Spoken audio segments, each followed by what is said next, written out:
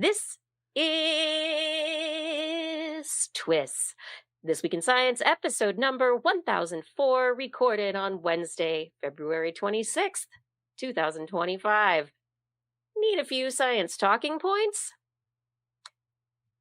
I'm Dr. Kiki, and tonight on This Week in Science, we will fill your head with plasma, AI emotions, and melatonin. But first, thanks to our amazing Patreon sponsors for their generous support of TWIS. You can become a part of the Patreon community at patreon.com/thisweekinscience. Disclaimer, disclaimer, disclaimer! Investments in research at the government level have led to transformative innovations and are vital to our nation's economic, energy, and national security. Each and every state and communities in them receive the benefits of this funding: education, health, jobs, economy, innovation. Allowing the government to shut down or dramatically reduce investments in research and development threaten our ability to innovate and create new technology and cures that will shape the future. It's up to us. It's up to you. If you are in the United States and a voting citizen, ask Congress to finalize the government's fiscal year 2025 budget by the March 14th deadline, including robust funding for research and development for all the agencies you think are critical for scientific research and STEM students and workers nationwide. Chainsaws won't fix anything. Instead, get ready for the soothing science sounds of This Week in Science. Coming up next. I've got the kind of mind that can't get enough. I wanna learn everything. I wanna fill it all up with new discoveries that happen every day of the week. There's only one place to go to find the knowledge I seek. I wanna know what's happening. What's happening? What's happening this week in science? What's happening? What's happening?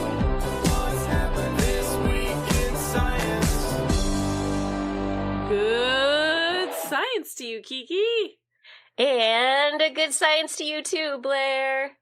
And everyone out there, welcome to another episode of This Week in Science. We are back again with so much more science. A whole another week of science has occurred while we were doing whatever it is we do. Were you the one sciencing out there? If you were, hi. Thanks for sciencing. Mm-hmm. Thanks for bringing us this stuff that we love talking about and learning about. Justin is still moving, doesn't have internet, but hopefully next week we'll be able to join us, but we'll see what happens on that front. This is like, he's the best on the soap ethereal opera plane. ever. Yeah. He's just hanging out on the ethereal plane. Maybe he'll roll the right number to get out of there, maybe not. He has to wait for his next turn. What can you do? Roll the dice. Hopefully they're like 21-sided. Maybe 18. I don't know. See what you got. Maybe some dragons? I don't know. How about I have stories this week about the Stellarator. Love the Stellarator. Possible disease therapy, an oxygen pill, more memory. That's what we all need, maybe. And how not to sleep better at night.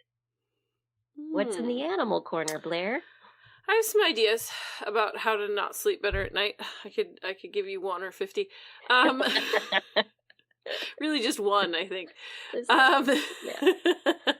I have, what did I even bring? Oh, you did not bring a toddler. No, the AI emotions that you mentioned before, friendly and stressed macaques, and animal consciousness. I was conscious of that. Does it snakes? Is it No, slither? I just had trouble saying the word consciousness. All right, fine. Say it 3 times fast, everyone, and you'll feel just like us. No. All right, everyone, as we jump in the show tonight, yes, we're going to hop right in. Yes, to this case of the Science Wednesdays. No jumping to conclusions. We're hopping into the show. I want to remind you that subscribing to the TWIS podcast is pretty easy to do. Just look for us on pretty much any podcast platform that's out there. Look for This Week in Science or TWIS. We also are live weekly Wednesdays at 8 p.m. Pacific time, or whenever else we tell you we're going to be live on YouTube, Twitch, and Facebook.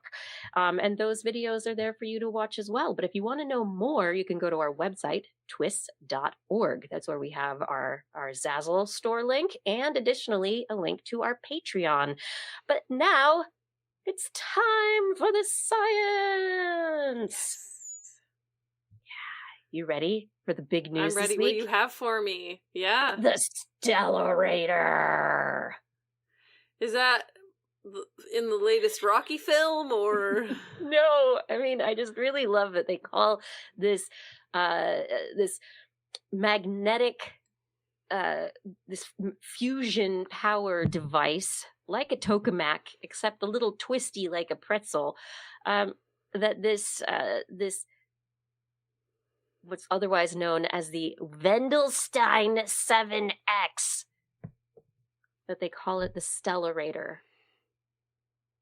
And they've just published a paper, this company, Proxima Fusion, which again, they've got their names all dialed in. I love it. In fusion engineering and design, entitled Stellaris, a high-field quasi-isodynamic stellarator for a prototypical fusion power plant. Oh, that kind of stellarator. Got it. Yes. Okay. So if you are into the fusion news thing, you might have heard recently, oh, wow, China, they turned on their nuclear fusion generator, and they ran theirs for some long period of time that was really great. And then there's news, no, ITER, the French and European Union, they turned theirs on, and they ran it for longer than the French. Yes, go, do it, yeah. Anyway, that's really great, but this Proxima Fusion and their Stellarator that they've been working on it since they first announced their prototype design back in like 2007, the Wendelstein 7X, W7X for short. This is in Germany. It's out of the Max Planck Institute for Plasma Physics, and the German federal government and European Union has been funding this design since its initiation for over 1.3 billion in funding to date. And so this particular type of fusion is based on the technology being used in tokamaks. So those are the donut plasma fusion generators, in which the design, it looks like a donut. It's a round donut-y thing, and they use magnets around the outside to contain energy and smush it. And so it heats up and it gets contained, and plasma is inside the tokamak, and the plasma spins around, kind of like how you would imagine like plasma doing those loopy whirls on the top, on the outbursts that come from the solar flares on the sun. So the plasma is just getting heated up and it's getting pressured. It's really awesome. And if you could keep it contained and stable for a long enough period of time, it potentially could be the conditions in which you could fuse ions and or atoms and be able to actually create power, as opposed to just use power to smush Run the tokamak. plasma. Yeah. Yes. Mm-hmm. The problem with tokamaks, that artificial intelligence has been helping a lot to understand there are instabilities in the plasma, and that they have been having to put more energy into the magnets to be able to control and contain the plasma so that the plasma is happy. Otherwise, it has outbursts, and the outbursts, it's not happy, right?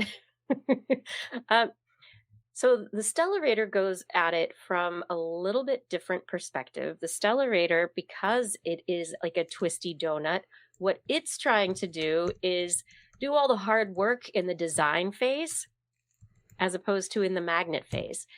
And so the design is actually more following the path of the magnetic whorls and what the plasma wants to do. So the shape of the Stellarator is designed to be more easier for the magnets and the plasma to flow through. So it's a lot of upfront control, but then less energetic control when you actually get the plasma flowing. Huh. Yeah. So the exciting thing about the Stellarator and this article about the Stellaris is that this is the first design for a commercial Stellarator fusion plant. And they have published it online, and they are saying that they will have their pilot plant in process and creating energy by 2031, which is 6 years away, less than, and that it at that point in time should be ready for adoption around the world. So the race is on, inertial fusion. The race is on, ignition fusion. The race is on, whatever kinds of fusion that you would like to be using right now. Oh, good. You found a great picture there, Blair. Mm-hmm. Yeah, I was looking around. So there's a really clear compare contrast of a tokamak versus a Stellarator. Which the arrows really do it for me. Sometimes all it takes is a really good diagram for me to understand what's going on. So, you're doing a great job explaining it, but it's like such an abstract thought for me. Yes. Yeah. That, so if I can describe to the listener, basically it's showing that if it's just going around the donut in a kind of a straight line, there's a lot of opportunity for the particles to wander, but right, it's not like a school of fish. They don't want to stay, packed tightly together. They're like, wee, I'm gonna go. Right. I have space. I'm gonna move around. Right, and so it destabilizes the plasma. It probably also messes with conserving all of the energy that you're trying to use. Right? Yeah, it disrupts the whole thing, which is bad. So yeah, and so for some reason, this twisted pattern makes the plasma particles all feel the force in the same way, so they all go in the same direction, which it kind of makes sense. Like if you're on a water slide, you're going and it's kind of like twisting to the left, it's not going to be very easy for you to be like, I'm going to go over to the right instead. No, like the force is compelling you to twist around and follow the water slide, right? So yes. Yep. Yeah, it's pretty cool. Yeah, and so this is exciting because, I remember when the Stellarator was first reported, and I was like, "What is this mushy, twisted?" Like somebody in the chat has said, Mobius strip of a tokamak, and the science behind it is just very interesting, and I've been wanting to hear something for a while. So it's really interesting to see the Stellaris work become a big player now within this commercial fusion environment, which, if fingers crossed, if they can actually get commercial fusion power plants out the door by the early 2030s. I mean, that is, I wonder. Nobody's gotten close enough yet, but the advancement is now it's very obvious, as opposed to the questions of the past as to how these technologies would work. So we'll see where it goes. The structure will definitely continue to be adapted and refined, but this their Stellarator model coil demo magnet in 2027, Proxima Fusion is going to, what they say, de-risk its technology for Stellarators. The company will demonstrate that Stellarators are capable of net energy production with its demo Stellarator Alpha in 2031, like I said, and lead to fusion energy in the grid in the 30s. Let's see. What will the roaring 30s be like for us here on Earth? We'll find out. But it's very exciting also that they've published their design publicly, and that they are They're putting the science out there for everyone to see, putting the engineering out there as well, which I think is great. This raises a really interesting question I hadn't really thought about. I'm calling my own question interesting. It's funny.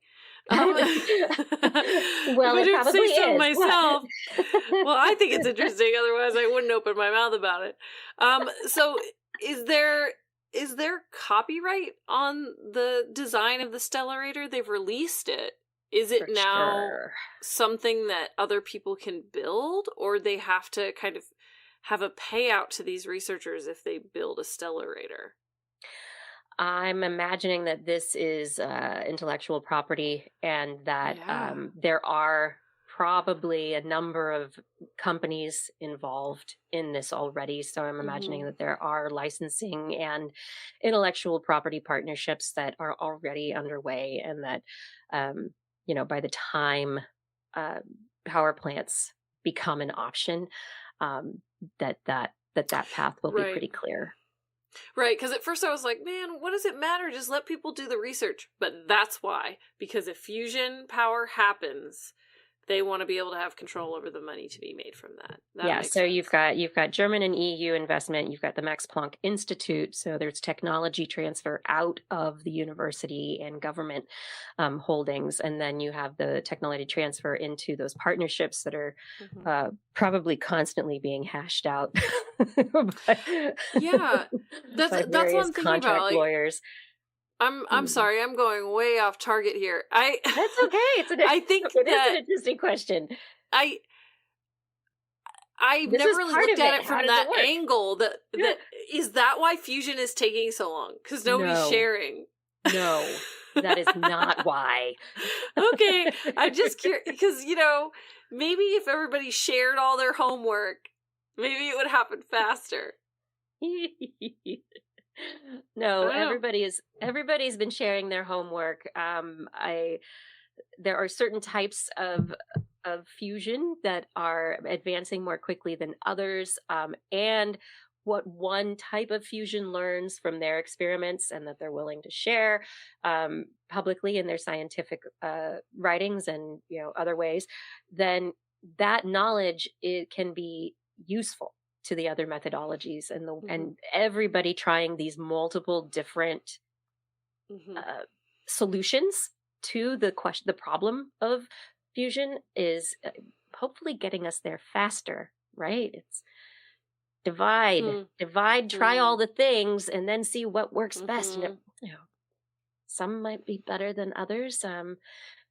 We'll see. I mean, ignition fusion is probably just going to stay really, really great at designing and testing nuclear warheads for a very long time. But there's Z-pinch fusion. There a company up in Seattle, ZAP, and then there's the inertial fusion, which I think I reported on Commonwealth being in Virginia, state of Virginia, saying they're going to be the first commercial fusion plant in the United States, but that's inertial fusion. And then, we've got the tokamaks, and then we've got the stellarators, which are the plasma fusion. So there are many options. The end result is, how can we create a reproducing and sustainable design to fuse atoms together in a way that gives us more energy than we put in. How can we do that? Yeah. Interesting. And it's still not there. So, this is exciting. Yeah. I'm excited because there's this progress, but I mean, come on. NIF said it was going to have us having commercial power plants by now. Everybody was, we're going to totally be doing it, everybody. Grain of salt, everyone. Grain of salt. And Blair, honestly, there's a study I really wanted to just, throw out here and get your, response on. Oh, great. Okay, I'm ready. Published in the journal Environmental Research Communications. The researchers found that in countries like the United States and the United Kingdom, far more land is allocated to golf courses than renewable energy facilities. Oh, well, duh. The amount of land spent on golf courses is sickening. I don't understand. Okay. It's the part about this is the one thing I will say, and we can move on. You know it. No, golf courses strike a nerve for me because they are spaces that not only are just a terrible use of resources, because it's all grass, right? Which needs water and fertilizer and all these things. Chemical treatments. They are spaces that historically have been designed to exclude people.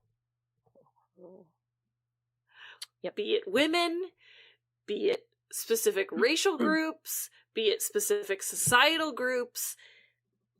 Golf courses. And yes, they take up space that could be used in ways that benefit the entire community, the environment, the neighborhoods around it. Yep. Whew! Okay, I'll leave it. You're welcome, Blair. Dr. Jan Wijnand, lead author of the study, head of the Integrated Scenarios Department. I love that. I want to be in an Integrated Scenarios Department. This is the Institut Jülich Systems Analysis at Forschungszentrum Jülich. It says, our study does not advocate for the direct conversion of golf courses, but it highlights the vast potential for renewable energy on similarly large and underutilized areas.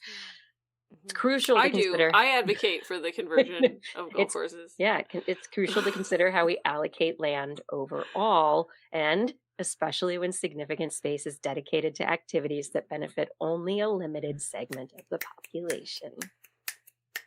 Yep. Just like you said. And the Reddit group, the science group, the commentary, by the way, is fantastic. Everybody says, well, I mean, really, wouldn't it just add to the game to have wind turbines? Or to have, like out in the rough, your solar panels? Yeah, the entire thing is rough. But it's like it would be like a putt-putt golf course. Oh no, the feral right? pig ran away with my ball. Oh no. I don't know. It could be like, I don't know, mini golf in Gravity Falls, but like real golf. But it's big golf, so it's like maxi golf. Exactly. Just extreme adds to the golf challenge, right? Yeah. Everybody's into extreme sports. Let's take it to the next level. Extremely resourceful and sustainable golf. All right, Blair. Yes. Oh, you want me to talk now? My turn? Yeah, your turn. Okay, I have a story about AI, but it's not really AI. AI can be used to determine the emotions of animals. It's not really AI. Researchers from the Department of Biology at the University of Copenhagen, they trained a machine learning model to distinguish between positive and negative emotions in 7 different ungulate species, including cows, pigs, and wild boars. Ungulates are hooved mammals.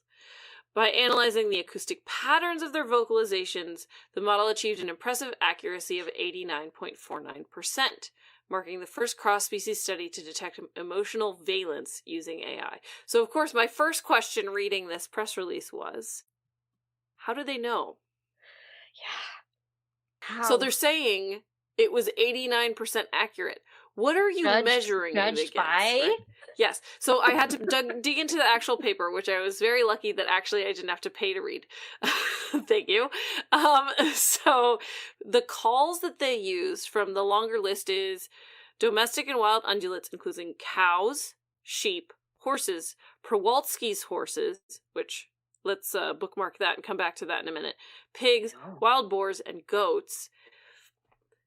They used calls that were known already for specific emotional states. So they knew the emotional valence, they knew the emotional state of the animal at the time. So then they were able to say, like, priming. Yeah. This animal's scared. Let's feed the scared sound into the machine learning model. It identified that animal was scared. And so that was validated during previous studies based on behavioral indicators. So there were these larger studies done that based on this and this and this, we know that this animal is excited or hungry or like aggressive, right? And so then when they make a sound, you can associate those two things. But this doesn't even feel like that complicated of a machine learning model to me, if I'm being honest, because it's really just like an in-out machine. Like, it's really just matching. I feel like you don't even need a machine learning model to do that. You just need to be like, judge this against this, right? Yes, you can. I will tell you, having experienced not this exact like valence judgments for birdsong, but the identification of syllables in bird songs by listening, and then based on like spectrometry and the work that goes into trying to get individual people to validate and to actually create a methodology that's repeatable and that is as accurate as possible is right. You can't get as many data points if you're having humans verify all of the things as if you're using the machine learning. So yes, it is in out, but in terms of, I mean, I certainly hope that programming and creating this model and putting it together was less work than the other graduate students I went to graduate school had to do. Yeah. So, I mean, you're right. It's to make things easier and instantaneous and something that doesn't have to be verified by a bunch of different people. So you're totally correct about that. And so they say there's a potential to revolutionize all sorts of welfare, veterinary uses, livestock management, conservation efforts. I know that if you work with a small set of animals yourself, like people who work in livestock, I would say, a lot of them know what these sounds mean already, but that comes with experience, right? And I think that if you have, for example, the thing that they talked about in this press release quite a bit was about having something monitoring real time 24/7. And that's the difference, is you don't have to go like, oh, sounds like something's wrong out there in the field. You have your bot listening, and your phone goes off. Ping! Something's What's amiss. that, Lassie? Okay. Oh, Timmy's in the well? Right. Yes. So there's real-time monitoring of animal emotions that could revolutionize the way that we care for animals, study animals, work in conservation. There's lots of different things that you could do with this. Yeah, I mean, thinking about it from a zookeeper's perspective, how do you think this kind of monitoring could have helped with situations, say, in the primate house or with like the giraffes who never talk? Right. Well, they do. Remember, that was something we talked about on TWIS. So here's the thing: primates, specifically the primates that I worked with, if there's 20 of them, is the machine learning also going to tell me that it's Banana Sam that's bothered at this moment? Maybe not. Sounds of voices are different, but if you train it up, I mean, I have now a note taking AI that Marshall gave me to use in my Zoom calls. That if you train it, it will identify every single person's voice every time they come in without having them have to identify themselves. So you're absolutely right. So that's possible. I think that when somebody's first entering into a care area, it could be really helpful. I think that when you spend a long time with animals, at least while you're physically there, that's what I'm saying. Like, very specific animals, if you spend a lot of time around them, you definitely know what those vocalizations mean inherently. And I don't know if you could even put words on it, but it's almost like an impulsive or your own emotional response when you hear the sounds. You can kind of get the vibe from it. That's like with your cat or your dog or your own animal that you learn to, or your animals train you. You train your animals. You learn how to communicate, right? There are sounds. Yeah. But I'm wondering for conservation if they could actually get to more accurate confirming of, how realistic some of our zoos and like public parks, public animal parks are, as opposed to the wild spaces that we're trying to, make something that, it's like that, by, okay, we'll listen to the animals in this natural setting. We'll listen to the animals in our, pseudo natural setting and see if they make the same sounds. See what kind of I think that's a really recipe. interesting point, and this actually plays into a story I have for the Animal Corner. So we'll bookmark some of this, but right. Awesome. I think that there is a benefit to knowing that stress is part of an animal's day, excitement is part of an animal's day, all these kind of different things. Frustration is part of an animal's day. Life gets very boring without those things. If you just are thrown everything that you need right to your face all the time. That's why like enrichment exists and stuff like that. But it's not a one-to-one. I would say animals that are constantly in fear of being predated upon don't need that in their animal exhibits. There's a famous story about I'm not going to get it exactly right, but there was a zoo that hired these architects to build this North America region. And they had this they were like, oh, this is a great idea. We have a section for the grizzly bears, we have a section for the wolves, and we have a section for the deer, right?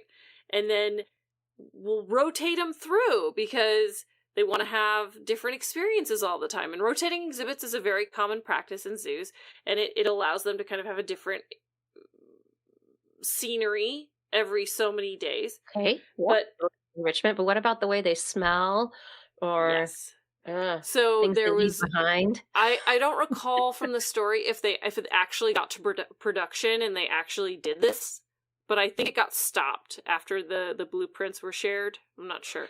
But basically there was a whole question of, okay, if we rotate the deer into the wolf exhibit, they're going to spend all day terrified. I know it's here. I know they're here. So I don't think so. Yeah. Could you imagine you only have like one herbivore and you've got like two predator species and the herbivore is just surrounded by predators all the time? Yep. Sorry, guys. So the other thing I thought that was really interesting about this is it can help us do research on wild animals and social dynamics. There's a lot of research that's done on, for example, primates in the wild, but they count on just kind of mostly visual cues of how relationships work and how animals feel about things. More on that later. But if they had a speaker that was recording calls and they could say, oh, so-and-so feels such and such way about this based on the call, that is an extra layer of information for social strategies and dynamics when you're doing research. So the long and short of this was they did this on a bunch of different animals, including Przewalski's horses, which I said I would mention. They are an extremely endangered animal that you should Google. They're just a weird looking horse. That's it. Just a weird looking horse. They are not a horse. They are their own species. And I've seen them in zoos a couple times. They're really striking. But they're an endangered species. Regardless. All these different ungulate species, very different. Pigs and horses. The machine learning model was able to kind of universalize these responses. They were common. They were very similar. Their excited sound versus their scared sound. So it is something that is conserved amongst ungulates. It's a pretty big group of animals. So that also has some cool implications for using a machine learning model like this. I think it's really cool. I think, it is a simple idea, simplistic at its core, but because of the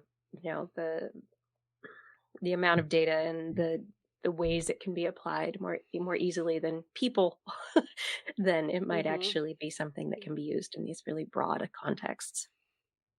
I'd like to see it above 89%, but otherwise... Yeah, that'd be great. A horse is a horse, of course, unless... Oh, especially if it's a Przewalski's horse. Even Yeah, a horse is a horse, of course. Even if it looks like a Peralski's horse. Yeah, that song doesn't work as well as I'd like it to. Moving on from your strange horses and really, really cute wild boar babies. Yes. Let's round out the end of this part of the show with a story about hopeful new not transplantation, but new implantation technology for type 1 diabetes. Researchers just publishing in Science Direct this last week reported their work to reverse. They're really trying to reverse type 1 diabetes, and they succeeded in doing so in mice, but using human cells. So one of the issues with treating diabetes is a type of cell within the pancreas that is called the islet cell, pancreatic islet cell. It is the only human tissue that produces insulin, which is needed to respond to rising blood glucose levels. And in type 1 diabetes, the body goes, I don't like you, islet cells, and destroys them. And so then the body cannot make its own insulin and becomes insulin deficient. So people end up having to monitor their blood glucose, their insulin, and very often will have insulin pumps, take insulin shots to be able to manage their deficiency on their own. So how do we get more islets into the pancreas? How can we reverse the process of that degradation? One of the problems is that the islets, they just you put any transplanted islets back in the pancreas and the body just goes, no, don't like you. And they're attacked, killed by the body some more. There's also inflammation that causes worse problems. So it's just been really difficult to get these islet cells to survive and replicate this part of the pancreas that supports the islet cells. Even that part of the pancreas gets a lot of inflammation in it, and so it can't even just support these newly transplanted cells. So Weill Cornell Medicine just published their study in which they took human islet cells, grew them in a dish with what did they grow them in a dish with? They grew them in a dish with human pancreatic they took human pancreatic islet cells, grew them in a dish with blood vessel cells so that the support tissue of the blood vessels that would bring blood to the islet cells and support them and give them all of the nutrients and keep them safe and hopefully keep them from being inflamed and angry. They were grown in a dish, and then they were transplanted into the skin of mice. Now, the mice had been had in type 1 diabetes induced upon them, and when they put this tissue that included very healthy islet cells and blood vessels into the skin of the mice, they found that after transplantation, the islet cells in the skin, they survived and they produced insulin, and they were actually able to reverse the effects of type 1 diabetes on these mice. And the mice did not have to have any further modification or addition of insulin to be able to manage their insulin levels. So the idea is that we are taking the human cells and putting them in mice, and one day, instead of maybe having an insulin pump that is transplanted into the surface of your skin, maybe it's actually a bunch of your own cells that are able to be there and manage your blood glucose. So one step at a time, they think they are going to get there. I think it's a very exciting step forward here. Yeah, that's awesome. Yeah. And what's interesting to me also is that this doesn't have to be a pancreatic graft or transplant, that the transplant is just into the skin. It's in the abdomen of the mice, and so something like this is something that could easily be done in humans. It wouldn't have to be a hugely invasive surgery, and it would also be easily accessible should there be any issues moving forward. But that said, again, years and years of research to go. Don't expect it to be like right away. This is still in mice, but it's a very, very neat advancement. Getting the blood vessels and the pancreatic islet cells to be happy together. And then for them to be like, we'll be happy in the skin of a mouse. Yeah, that's great. So, hopefully it'll all work really well moving forward. Nice. That's awesome. Yeah. I think a lot of people, it would help out a lot of people. Treatment for type 1 diabetes is something that could help to save a lot of lives, make a lot of lives better for longer, actually. Yes. All right.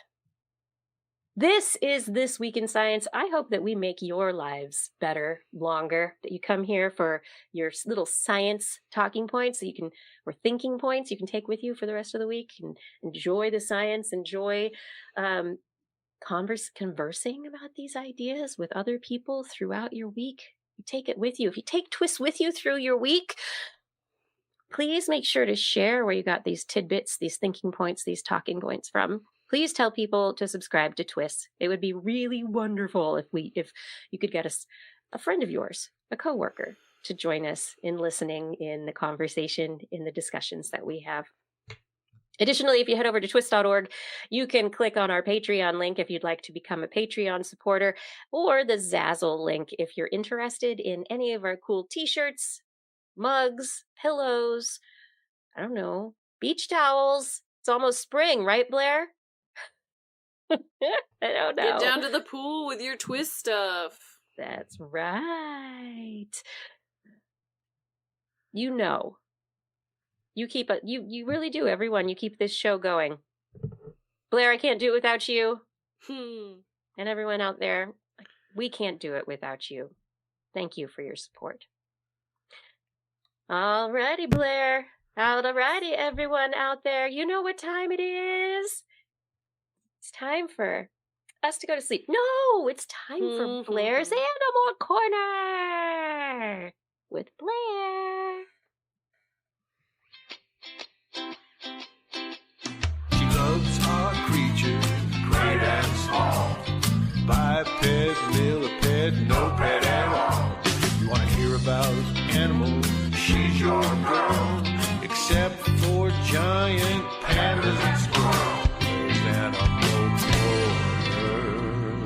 What you got, Blair? Oh man, I'm so stressed out, Kiki. Don't be so stressed out. We made it. I'm so stressed out. No, why? You're alive? No. Japanese macaques are stressed. Why? Because they have to eat with their mother. Previous research has shown that primates exhibit lower stress levels when they are with close relatives and important social partners. Let me repeat that. The kids' table. Previous research has shown primates in general exhibit lower stress levels when they're with their close relatives and important social partners, and higher stress levels in presence of dominant or unfamiliar individuals. So, known entities, hanging out with them, good. However, in this study, they studied 11 adult females in a wild group of Japanese macaques on Kinzakan Island in Miyagi Prefecture. So they looked at 205 hours of observation total. This is one group in one location. So that's my big asterisk on this. But they looked at skin scratching. So skin scratching or fur scratching is a sign of stress in Japanese macaques. Not just parasites. Right. And so they looked at self-scratching activity as a behavioral indicator of stress throughout these 205 hours. And they found that wild female Japanese macaques They exhibit higher stress levels when a closely related female is nearby if they are foraging. If they are resting, anybody nearby is great. So during resting, the frequency of self-scratching was higher when no other individuals were nearby compared to when they were present. So they wanted company when they were just hanging out. But during foraging, self-scratching was higher when a related female, a mother or sister, was proximate than when a non-related female was present. No effective kinship was observed. So, being around a mother or a sister, stressed about. This suggests that co-feeding with a related female might have to do with foraging competition. But just generally, the point of this study is criticism. That it breaks. Yeah, sure. Maybe you're not doing that right. Hold the stick differently. Oh boy. Provides a novel view that social stress is more complicated than previously thought. So basically, the whole point of this study is just to break that first expectation based on a breadth of research that has been done previously. That's the whole point of the study. Just not always. I think that's good. Isn't that what we want, right? Like, not everything we thought in the old days is going to be is right. We did a limited number of studies, and this is what we assumed, and let's look at it differently. But here is my problem with this, and I should have opened the actual. Let me see if I can see. Do they have a family tree for the group that they looked at? Because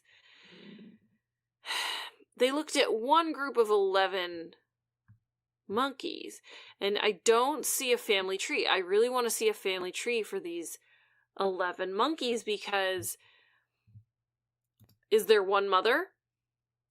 Right. Are there multiple mothers? How related? Is this one mother just really not nice? Like, there's so many questions. Animals have personalities. So if you're looking at one group where mom stresses everybody out, is that the norm? Or is that one mom? Well, they did say kin also it was like sisters too. So sisters too. But that could be a reflection of a stressful mom. Yeah. What's the order of the birth order of the kin? What is the what's the age? What's the relatedness? What is, if it is a female but competition in a certain way, like, have you shared a partner at some point in the past, or like, is there how does that go into foraging competition? What does that have to do? There are so many more questions to answer here, but yeah. Well, and is 11 a normal size for Japanese macaques? Is it a larger group? Is it a smaller group? If it's a smaller group than normal, do they just run into their family way more than other Japanese macaques? And they're like, you again. I know you.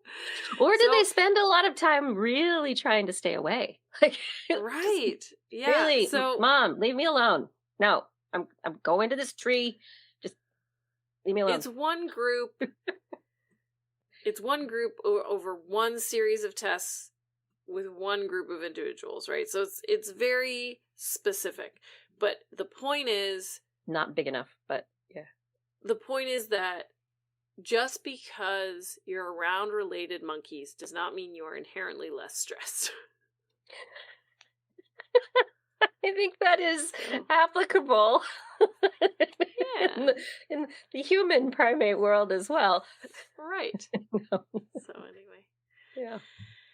And if you, I don't know if you relate to those monkeys at all, then you might find yourself wondering how much in common you might have with monkeys, or with ducks, or with dogs, or with just animals in general. And so you might wonder, what is consciousness? Am I conscious? Is a duck conscious? So often. You have no idea, Blair. Well, turn on your black light and turn down the overhead and hang up your beaded curtain. Let's talk about it. No, there's an essay that was released this week in Science, and it talks about some potential methods for measuring consciousness, because until now it has been an imperfect system, and I posit it will continue to be an imperfect system, because I'm going to argue pretty much everything's conscious depending on how you want to define consciousness, but I think everything's kind of aware it exists. Some people even argue that rocks, to some degree, I would argue that consciousness is a quantum, or right? Yeah, there are people who argue that with fervor, and indeed, so not just plants, but the fungi. Right. Yeah, especially. Absolutely. So, I mean, does it matter? Is it a physical here's phenomenon? why it matters, actually. Let me answer my own question. Please. Last year, I think I reported on it, I don't recall. There was a New York Declaration on Animal Consciousness, and that demonstrated scientific backing for consciousness among firstly all vertebrates and then many invertebrates. And so this kind of created this shockwave through the scientific community, because if you address consciousness, that changes how you can research on those individual animals. Not to say that scientists were upset about it, but it just does change things, right? It's scientists. They're going to continue to debate it. Right, and it does make things more complicated. And what if you applied for a grant for a specific study and now you can't perform that study as you had applied to the grant to do, right? So there's lots that could be implicated there. There's lots to be considered, but ultimately there was this kind of sweeping declaration that all vertebrates are conscious and many invertebrates are conscious.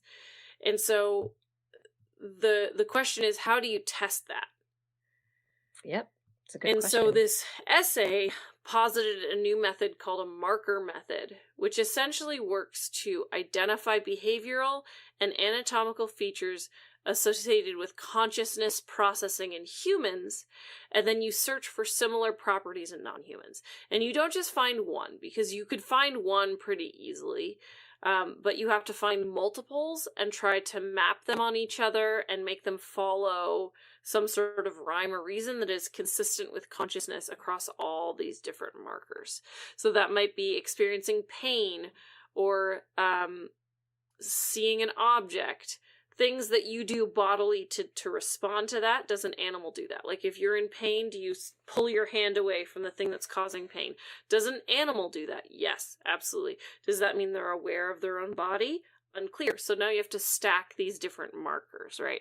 And so they say the degree to which a particular marker can increase or decrease confidence in particular dimensions of animal consciousness depends on the context. So basically just depends.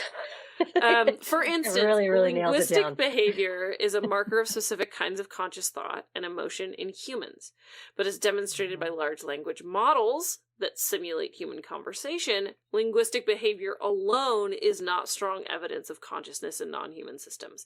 So it is a marker. So you have to stack markers and go, I have enough markers that I find consciousness. So this is what was kind of promoted here. And that's why it's important. It's important to know how we care for these animals, how we do experiments on these kinds of animals. Interesting. But it's obviously just been kind of proposed. It hasn't even been tested yet. But I thought it was a really interesting question, because I know we've talked a bunch about like the dot test and the mirror and whether that proves a sense of self or consciousness. And that's really complicated, because like you have to understand how a mirror works. You have to understand that dot isn't supposed to be there. But then there's the question also is, like this is getting at, is there a distribution of complexity of consciousness? Where there's, like minimally conscious, right? A plant, possibly, and then as you add different markers together in different ways, there are different kinds of consciousness, maybe similarly to intelligences, and maybe even, I don't know. I'm imagining a Venn diagram, of multiple different domains that can overlap or not. No, absolutely. Yeah. I immediately think about when you're talking about the plants, how, I mentioned the idea that you shy away from pain or you pull your hand away from pain. Plants can do that. It just takes a long time. You have to be patient. Except for the Mimosa pudica. Right. Oh, They're more fast. Mimosa will always have an important part in my heart. Yeah, yeah, so I hope to hear more about this in the coming years. I hope to hear some researchers using the marker method so that we can decide if it's worth anything or not from our armchairs over here. you have to come up with the idea before you can test it, right? So yes, absolutely. It Pretty maybe cool. gives a methodology for comparison across various species, to build it.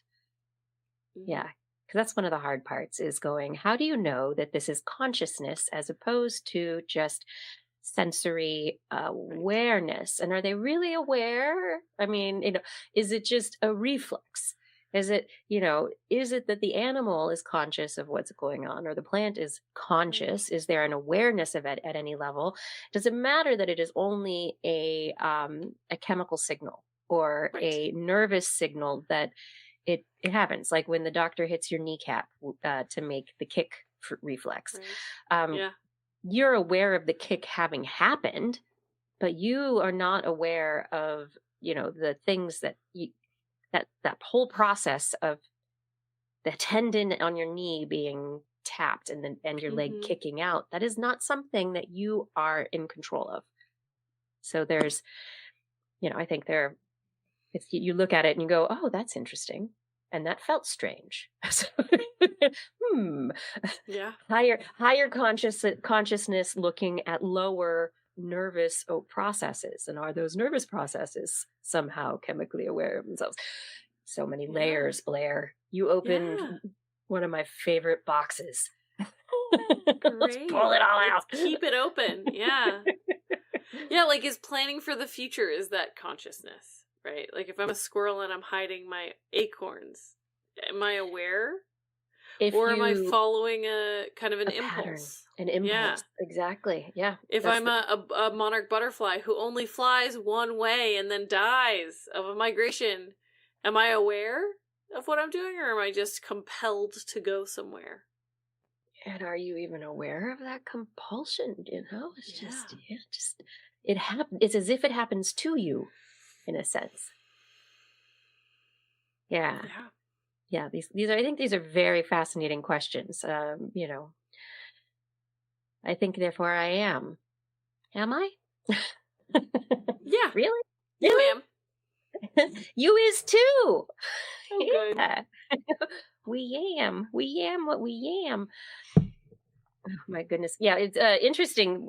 Squirrels, I don't know about their storing behavior, but I know in chickadees and nuthatches, they are, from the minute they're out of the nest and they are like, summer happens, they're like, I can pick up little pieces of food and I'm going to hide it over here. I'm going to hide over here. Yes. Magpies, corvids, they want to do it too. Everybody, I got to hide things. I got to hide things. I got to put them places. But do they remember where it is? Right. Some birds do, some birds don't. Well, those birds, because that's what they do. Yeah. They do remember.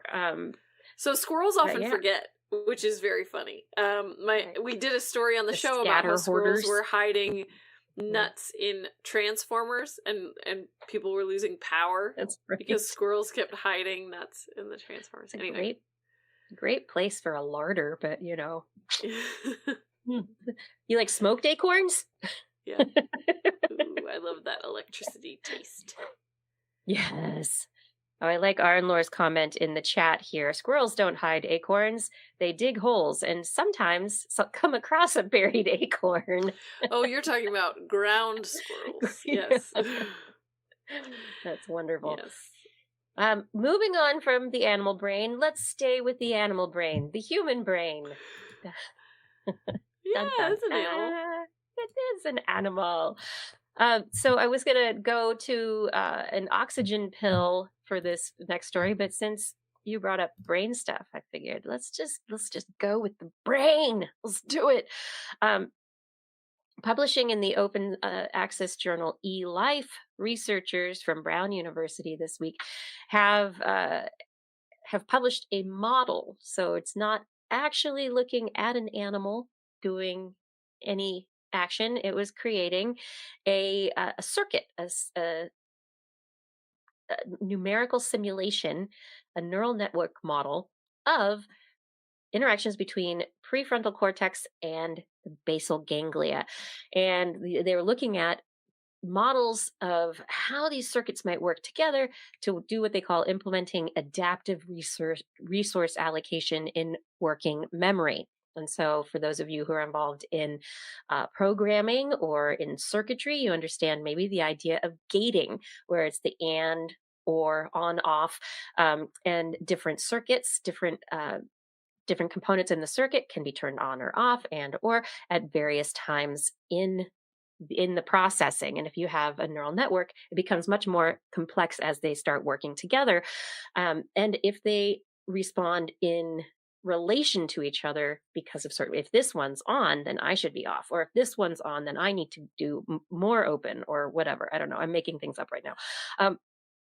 But the question really is, how, like, what are the limits of working memory? And working memory specifically is the amount of memory that your brain is using at any particular time to make sure you can keep going. Like, it's the 6-digit number or 7-digit number limit that we're supposed to have for remembering phone numbers, right? The working memory capacity has been tested for a very long time. It's like, okay, that thing you can hold in your head, someone's name, maybe, if you're don't have significant executive dysfunction like some of us, or the topic that's being discussed, or I'm listening to you, Blair, and I remember I want to ask a question but I can't be rude, so please don't just shout it out all the time, and wait my turn and ask a question like a polite person. Holding that question in my head, part of the resource allocation to do that is working memory, and I have to keep listening to the story that's being told at the same time, so I can be like, oh, okay, all right, oh, how do I put it all together? Working memory is not short-term memory. It's not long-term memory. It's the memory that is the operating system function that is basically holding things together from moment to moment. And so, how big is that? And people are like, well, yeah, it's the number of circuits, right? It's how much is in there. It's the size. That's going to determine how much you can remember. But these researchers, even though they didn't look at actual animals and they did this neural network, their question, how and why is working memory capacity limited?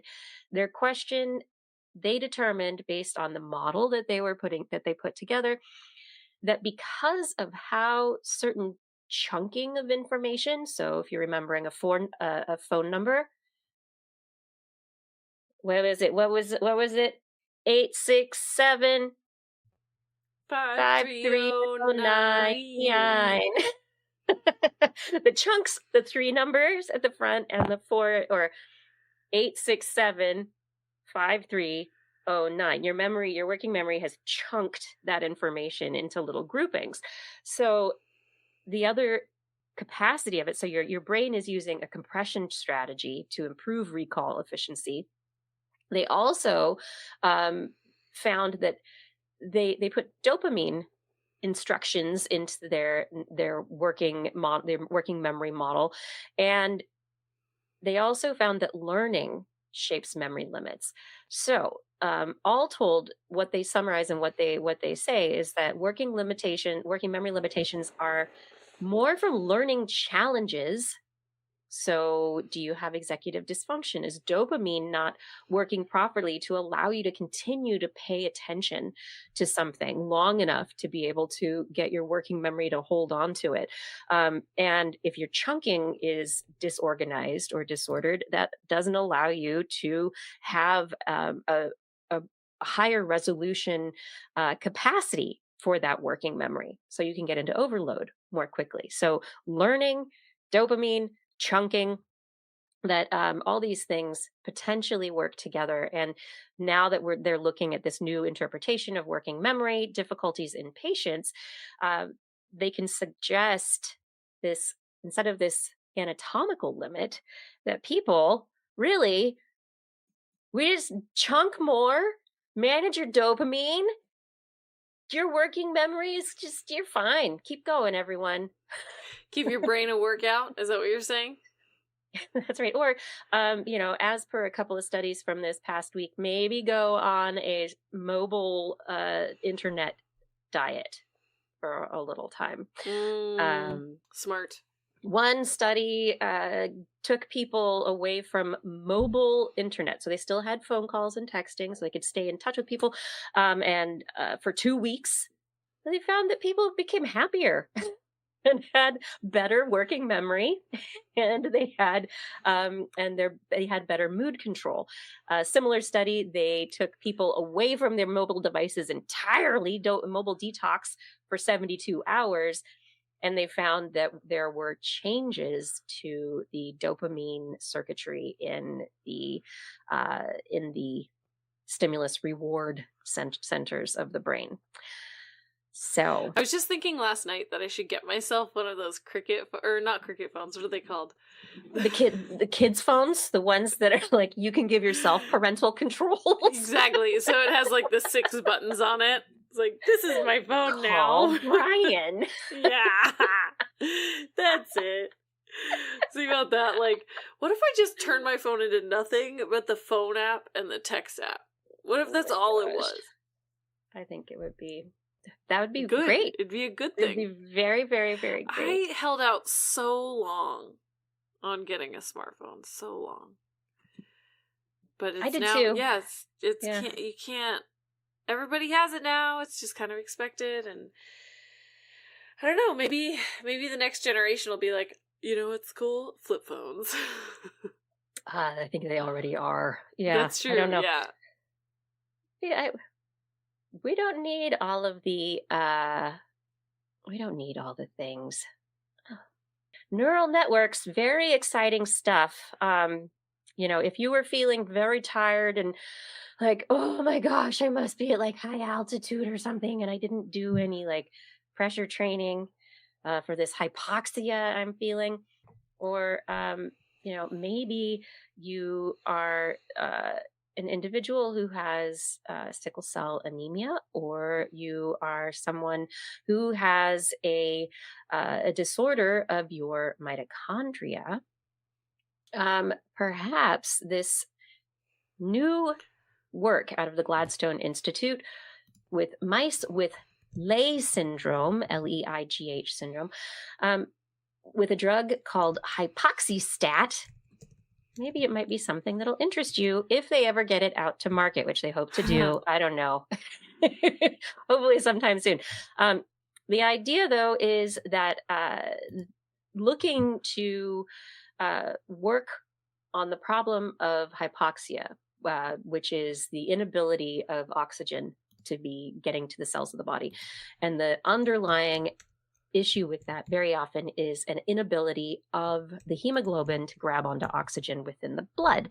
So these Gladstone Institute researchers were like, hey, not everybody who has sickle cell anemia can get the treatments that they need. And in Leigh syndrome, this is a childhood mitochondrial disease. The treatment is actually, they have to go live at high altitude, because if they live at areas where there's a higher oxygen,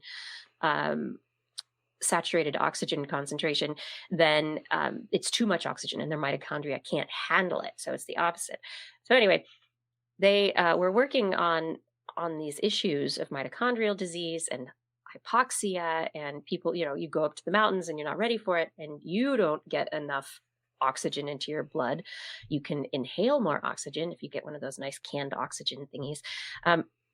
But they found that they were able to create a drug that they call hypoxystat, and it's a repurposed compound that was initially designed for an unrelated aspect of sickle cell anemia.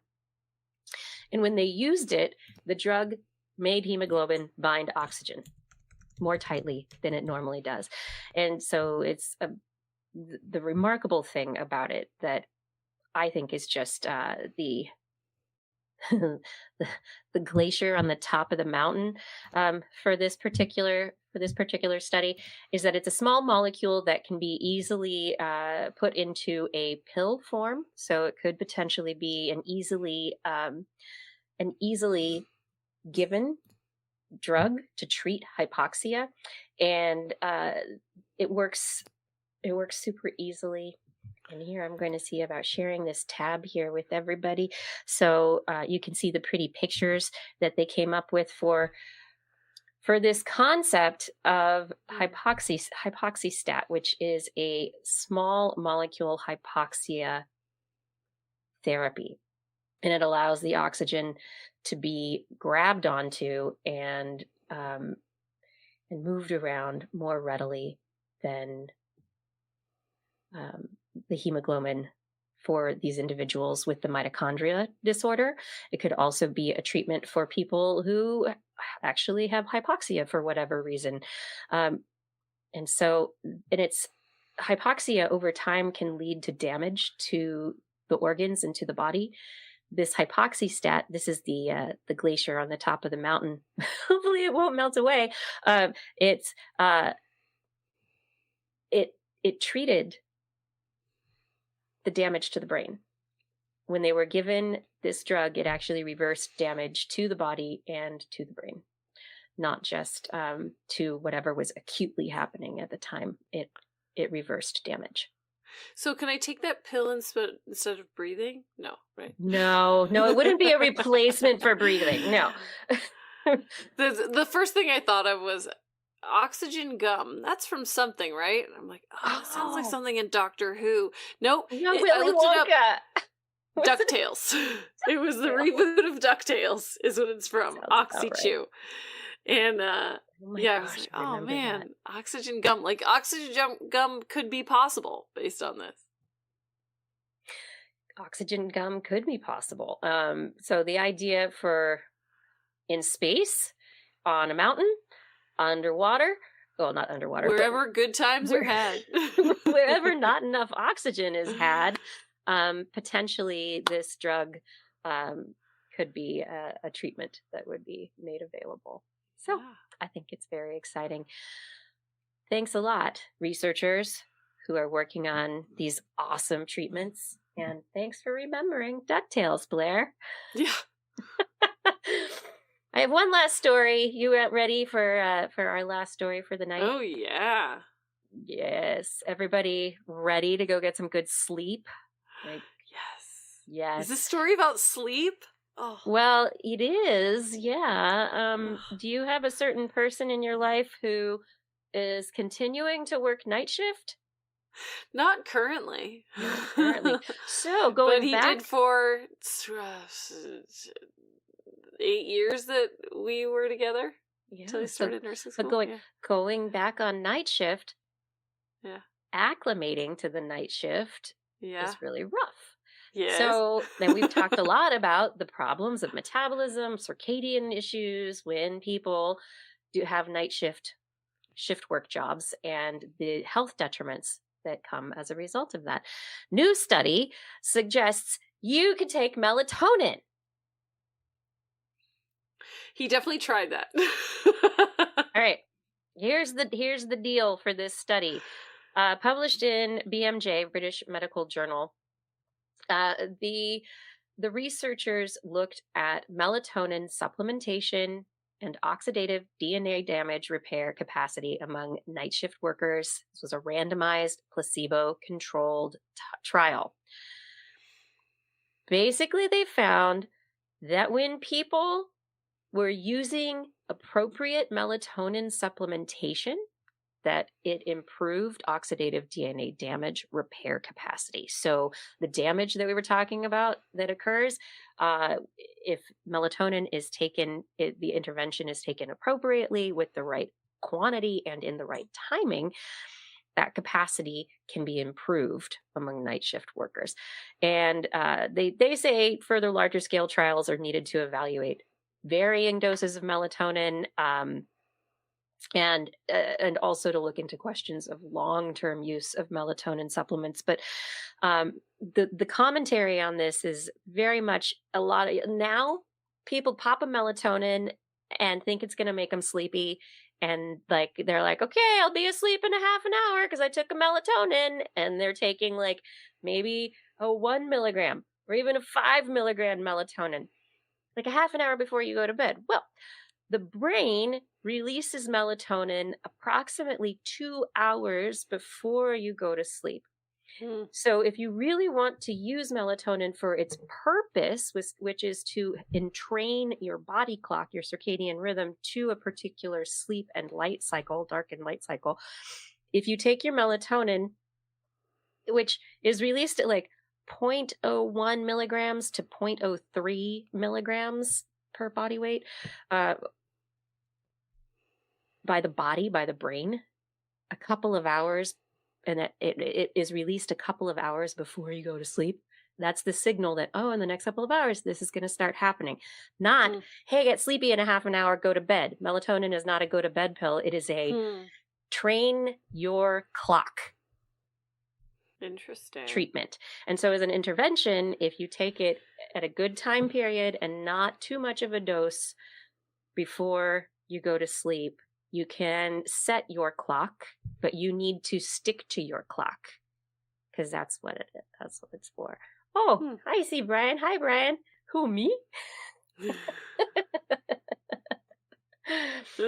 Yeah. Man, so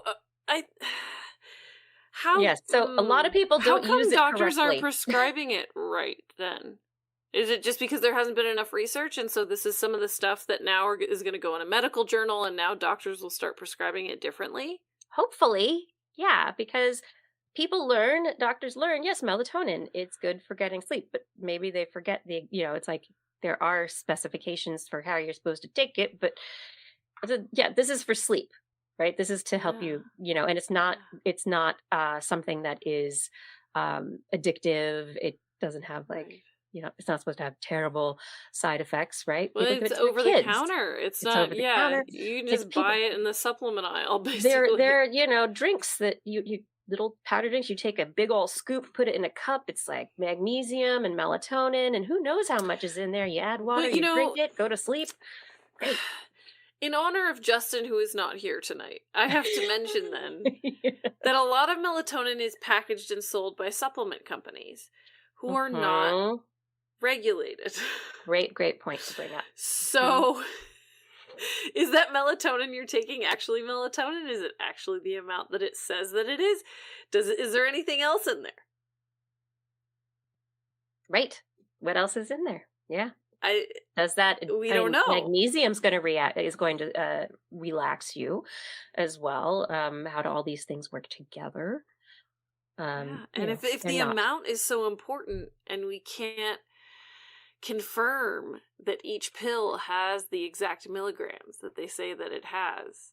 That's exactly it as well. And how much is going to be bioavailable? So say it's a 1 milligram pill, but not that much is actually bioavailable by the time it gets broken down and gets into your body. Maybe it is closer to 0.1 or 0.3. That's still, I think, more than what your body's releasing, but it's at least... at least closer by a couple of factors of 10. But yeah, so there are a lot of things that I think that the information and education on how melatonin actually works and how it influences the entrainment of your circadian rhythm. That is very important. But melatonin, when used by shift workers, it improves their capacity to repair DNA oxidative damage, which suggests that there are ways that if you're doing regular work and you can get yourself into the cycle that you need to be in, that you can, that melatonin can be an intervention to help with that, off shift cycle. Interesting. Yeah, that's really not how it's advertised or prescribed currently. So No. Yeah. Nope. So, yeah, think about the things that you take over the counter. It will help you sleep for sure, but if you're taking it at different times every day and you're just using it as a sleeping pill or a sleeping aid, that is not how it should be used. It's for your clock. It's for your clock, people. Your internal clock. Mm-hmm. It would be like... It's like you're supposed to take that, and then when you wake up, you're supposed to take vitamin D, right? So if you're a shift worker. Yeah. Vitamin D, also a bright light. Get a solar light. Yeah. I was looking at those for a full while. spectrum UV light to be able to stimulate it. Yes. Because that's nice, and then it's also, I really like the idea of waking up to a solar light too. That like gentle turn on.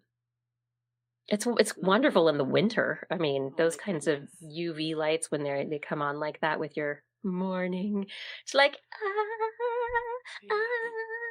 you want like Sleeping Beauty birds to be tweetling at you, and yes. Yeah. But on that, zombie Tom Hanks, don't eat melatonin gummies for the yummy sugar. As long as it's silly. night. It's probably very little in each gummy bear, as it is. We'll see about that. Make sure we have no idea. Who knows? Who made sure to quantify that supplement that you got over the counter? Who's regulating This whom? Gummy bear does not have enough. This gummy bear has too much. This gummy bear is just right. Just right. On that note, have we had enough gummy bears, Blair? Yeah. Those gummy bears are kicking in. I gotta go. Well, don't leave until No. we say a whole bunch of thank yous. Before we go, I do want to say thank you so much to everyone who's here watching the show live with us as we are broadcasting. Thank you to everyone in the chat room. Thank you to our Discorders. I know I'm not in there today, but Blair is. I will get my computers and everything back up again to be able to get into my Discord. It's going to happen one thing at a time. Shout outs. Fada, thank you so much for your time, for the social media, for the show notes, for all that you do. Gord Arnlore, thank you for manning the chat rooms, and for everyone who helps keep the chat rooms nice, happy, safe places for everyone to be. Identity 4, thank you for recording the show. Rachel, thank you for editing the show. And as always, I really absolutely need to thank our TWIS patrons. Thank you too. Lauren Gifford, Dana Lewis, Eden Mundell, Adam Viola, Aaron Anathema. I am on the wrong page, even though you are on the right page. I got to move things around over here on my little tiny screen. Whee! Okay. Eden Mundell, Alan Viola, Aaron Anathema, Arthur Kepler, Craig Potts, Mary Gertz, Teresa Smith, Richard Badge, Bob Coles, Kent Northcote, George Corris, P.L. Verlazarb, John Ratnaswamy, Chris Wozniak, Vegard Shefstad, Dominic Stiles, a.k.a. Don Stylu, Alan Coffin, Shoe Brew, Sarah Forfar, Don Mundis, P.I.G., Stephen Alberon, Daryl Myshak, Andrew Swanson, Fred S104, Sky Luke, Paul Ronovich, Kevin Reardon, Noodles, Jack, Brian Carrington, David E. Youngblood, Sean Clarence Lamb, John McKee, Ray Riley, Mark Hessenflow, Steve Leisman, a.k.a. Zima, Ken Hayes, Howard Tan, Christopher Rappin, Richard, Brendan Minish, Johnny Gridley, Remy Day, G. Burton, Lattimore, Flying Out, Christopher Dreyer, Artyom, Greg Briggs, John Atwood, Ree Garcia, Dave Wilkinson, Rodney Lewis, Paul, Philip Shane, Kurt Larson, Craig Landon, Sue Doster, Jason Olds, Dave Neighbor, Eric Knapp, Lon Makes EO, Adam Mishkan, Kevin Parachan, Aaron Luthen, Bob Calder, Marjorie, Paul D. Disney, Patrick Pecoraro, and Tony Steele. Thank you. Thank you, one and all, for all of your support on Patreon. And if you would like to become one of the people listed at the end of the show, head over to twist.org, click on the Patreon link, and support us at $10 or more per month. On next week's show, we will be back. Yes. Hopefully. Like, where is it? I lost it.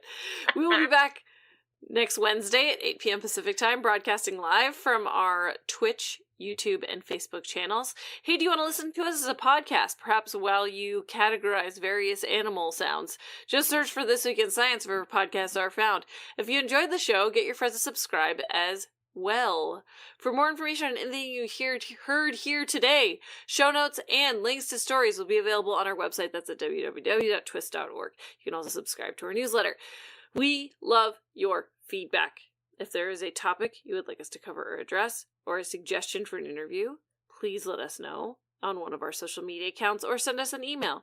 Just be sure to put TWIS, TWIS, in the subject line, or your email will oversleep and never arrive in our inbox. Took too much melatonin. We look forward to discussing science with you again next week, and if you learned anything from the show, remember, it's all in your head. This Week in Science. This Week in Science. This Week in Science. This Week in Science, it's the end of the world. So I'm setting up shop, got my banner unfurled. It says the scientist is in, I'm gonna sell my advice. Show them how to stop the robots with a simple device. I'll reverse global warming with a wave of my hand. And all it'll cost you is a couple of grand. 'Cause this week's science is coming your way. So everybody listen to what I say. I use the scientific method for all that it's worth. And I'll broadcast my opinion all over the earth. 'Cause it's This Week in Science. This Week in Science. This Week in Science. Science. Science. Science. Science. Science. This Week in Science. This Week in Science. This Week in Science. This Week in Science. This Week in Science. This Week in Science. This Week in Science.